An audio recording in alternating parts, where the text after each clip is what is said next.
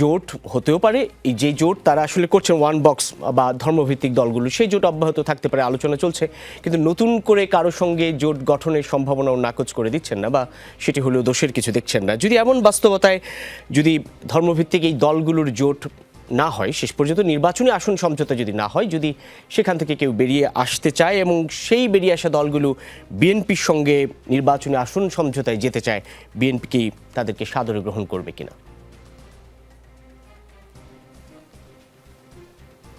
জি, ধন্যবাদ আপনাকে। আপনার মাধ্যমে যমুনা টেলিভিশনের সকল দর্শক শ্রোতা মণ্ডলী, আমার সহ আলোচক বৃন্দ, তাদেরকে শুভেচ্ছা।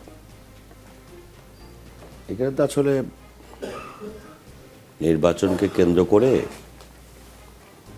আমরা সব নির্বাচনের আগেই দেখি যে সমঝোতা বা জোট এগুলো নিয়ে বিভিন্ন রকমের খেলাধুলা হয় আর কি। কিন্তু বারবার যেটা বলা হচ্ছে ইসলামী বাক্স,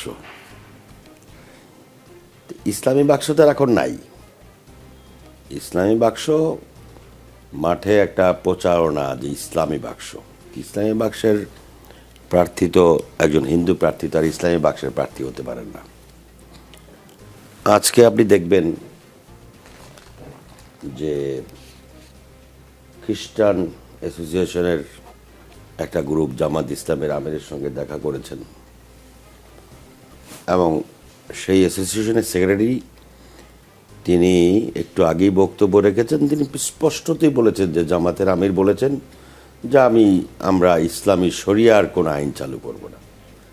ইসলামী বাক্স তারপরও যদি বলা হয় তাহলে আমি মনে করব যে এটা একটা ধোঁকাবাজির বাক্স। তারা ক্ষমতায় যাওয়ার জন্য, সিট পাওয়ার জন্য একটা জোট বা সমঝোতা করেছেন। এখন কখনো তারা জোট বলেন, কখনো সমঝোতা বলেন। তাদের মধ্যে ইন্টারনাল কি হয়েছে সেই বিষয় নিয়ে আমি আলোচনা করতে আগ্রহী নই।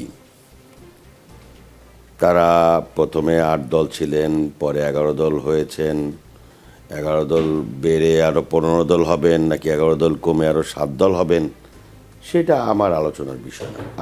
আমি ব্যক্তিগতভাবে রাজনৈতিক কর্মী হিসেবে মনে করি রাজনীতিতে যত প্রতিদ্বন্দ্বিতাপূর্ণ নির্বাচন হবে ততই নির্বাচন আরও শক্তিশালী এবং গ্রহণযোগ্য হবে। এবং নির্বাচন গ্রহণযোগ্য হওয়া উচিত, শক্তিশালী হওয়া উচিত, প্রতিদ্বন্দ্বিতাপূর্ণ নির্বাচন হওয়া উচিত। তা না হলে নির্বাচনের যে আমেজ, সেই আমেজটা সমাজে বিরাজমান করে না।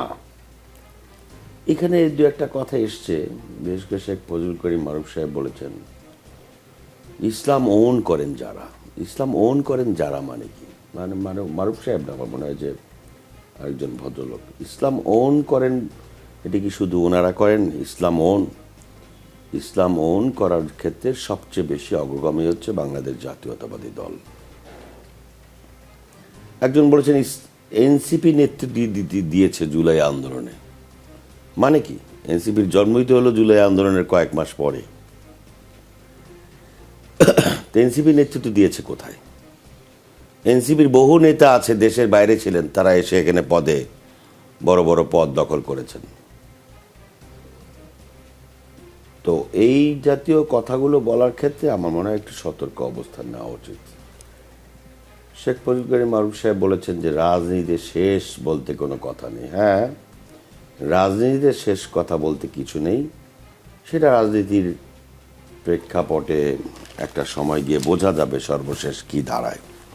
কিন্তু আমরা চেয়েছিলাম শুরু থেকেই যে ইসলামীর একটা বাক্স হোক, কিন্তু ইসলামকে ওন করেন যারা, তার মধ্যে বিএনপি সবচেয়ে বড় রাজনৈতিক দল, যাদের আমলে কখনো ইসলাম ক্ষতিগ্রস্ত হয়নি, ইসলামী চেতনার উপর কখনো আঘাত আসেনি। আমি একটু জানতে চাই স্পেসিফিকলি, ধরুন আপনাদের সঙ্গে নির্বাচনী আসন সমঝোতা হয়েছে, এমন ধর্মভিত্তিক দলও রয়েছে। যদি এই জোট থেকে কেউ এসে, অর্থাৎ জামাত নেতৃত্বাধীন যে নির্বাচনী আসন সমঝোতার কথা বলা হচ্ছে, সেখান থেকে কেউ এসে আপনাদের সঙ্গে সম্পৃক্ত হতে চাইলে আপনারা ওয়েলকাম করবেন কিনা?